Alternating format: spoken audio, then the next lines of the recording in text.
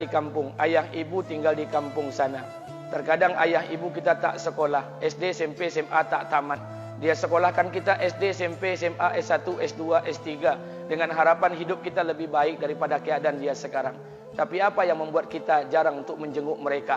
Saya ingin sampaikan buat kita bersama. Ayah ibu kita tak tahu kita ni eselon 1, eselon 2, Pak. Ayah ibu kita tak tahu pangkat PNS kita 3A, 3B, 3C, 3D, 4A, 4B, 4C, 4D. Ayah ibu kita tak tahu kita ni public figure. Ayah ibu kita tak tahu dan tak mau tahu. Yang dia tahu kita ni anaknya.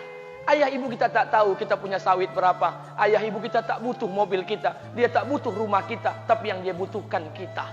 Apa yang membuat kita jarang untuk menjenguk mereka? Tahun 2016 di Masjid Damai Langgeng, saya diundang ceramah di sana. Habis pulang ceramah, saya baca WA SMS. Ada seorang ustadz Pekanbaru kirimkan WA dengan saya. Saya baca 2 kali, air mata saya menetes. Kenapa? Karena WA itu berisi cerita satu orang ibu sedang menelpon anaknya. Ibunya nelpon anaknya. Assalamualaikum nak. Waalaikumsalam, kata anaknya. Kata ibunya, nak, sudah 1 bulan kau tak tengok ibu. Apa yang membuat engkau berhalangan, nak? Apakah kau sibuk dengan pekerjaanmu? Minggu yang kedua ibunya telpon lagi. Assalamualaikum nak. Kata anaknya, waalaikumsalam. Kata ibunya, nak, ibu dapat kabar apa engkau baru beli mobil baru. Apa betul nak? Kata anaknya, betul bu. Kata ibunya, alhamdulillah nak, ibu bangga. Kau pandai menyenangkan hati anak istrimu. Minggu yang ketiga ibunya telpon lagi. Assalamualaikum nak. Kata anaknya, waalaikumsalam. Kata ibunya, nak, ibu dapat kabar bahwa engkau baru beli rumah baru. Apa betul nak? Kata anaknya, betul bu. Kata ibunya, alhamdulillah nak, ibu senang kau bertanggung jawab dengan anak istrimu. Minggu yang keempat ibunya telpon lagi. Assalamualaikum nak. Waalaikumsalam. Kata ibunya, nak, tadi ibu pergi ke pasar, ibu jumpa temanmu di pasar. Kata temanmu di pasar, temanmu banyak bercerita tentang kamu. Kata temanmu tadi, kamu baru beli anak anjing seharga 40 juta dari negeri Belanda. Apa betul nak? Kata anaknya, betul. Kata ibunya, nak, dengarkan pesan ibu untuk terakhir kalinya. Apa pesan ibunya? Wahai anakku, engkau pelihara 1 ekor anjing. Kau siapkan harga anjing 40 juta. Kau siapkan rumah untuk anjingmu depan rumahmu. Kau jaga anjingmu pagi, siang dan sore. Kau mandikan anjingmu pagi, siang dan sore. Kau kasih makan anjingmu pagi, siang dan sore. Demi Allah nak, dengarkan pesan ibu untuk terakhir kalinya. Apa kata ibunya? Demi Allah nak, demi Allah. Kalau seandainya Allah menciptakan ibu, kalau seandainya Allah menciptakan ibu untuk yang kedua kali di muka bumi ini nak, demi Allah, ibu tak ingin terlahir sebagai manusia. Ibu ingin lahir sebagai seekor anjing, biar berada depan rumahmu dan melihat wajahmu setiap hari. Ibu kita tak butuh harta kita, Pak. Dia tak butuh uang kita, dia butuh kita. Apa yang membuat kita jarang untuk menjenguk mereka? Pantas hidup kita tidak berkah. Pantas rumah tangga kita tidak sakinah. Karena hubungan dengan ayah ibu kita rusak selama ini.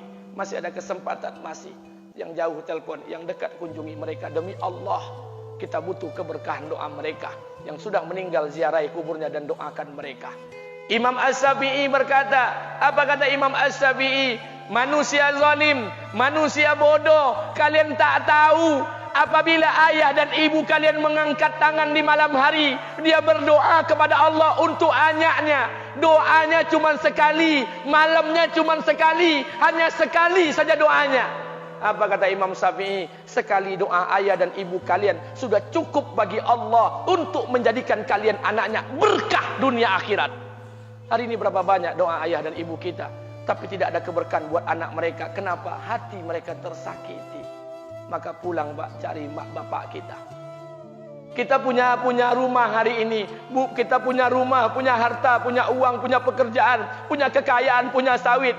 Kita jadi orang hari ini jadi pegawai bukan kena sarjana kita, Pak. Kita jadi orang hari ini bukan kena otak kita. Kita jadi orang hari ini bukan kena kepintaran kita. Kita jadi orang hari ini jangan-jangan kena keberkahan doa ayah dan ibu kita yang tak pandai tulis baca di kampung sana. Cari mak bapak kita, Pak. Demi Allah, kita butuh keberkahan doa mereka. Apa guna di kehidupan dunia sementara Allah tidak ridho dengan kehidupan kita? Pantas amal kita tertolak di sisi Allah. maka pulang ke rumah cari mak dan bapak kita yang masih hidup, duduk bersama mereka. Kalau seandainya kita tak bisa membahagiakan mereka, jangan pernah menyusahkan mereka. Kalau seandainya kita tak bisa membuat mereka tertawa, jangan pernah membuat mereka menangis. Demi Allah, kita hanya punya satu ayah kandung, kita hanya punya satu ibu kandung. Tidak akan ada ayah kandung yang kedua, tidak akan ada ibu kandung yang kedua. Harta kita cuma satu, ayah kita cuma satu, ibu kita cuma satu. Tidak akan ada ayah kandung yang kedua, tidak akan ada ibu kandung yang kedua. Pangkat jabatan bisa dicari, harta bisa diraih. Kesempatan membahagiakan ayah dan ibu kita hanya sekali di kehidupan dunia ini, Pak. Pulanglah. Ketika mereka memanggil, tinggalkan istri, tinggalkan pekerjaan, tinggalkan semua proyek kita. Demi Allah, datangi mereka. Kata Nabi, sesaat kalian duduk bersama ayah dan ibu kalian akan mendatangkan keberkahan. Kenapa kalian tidak duduk bersama mereka?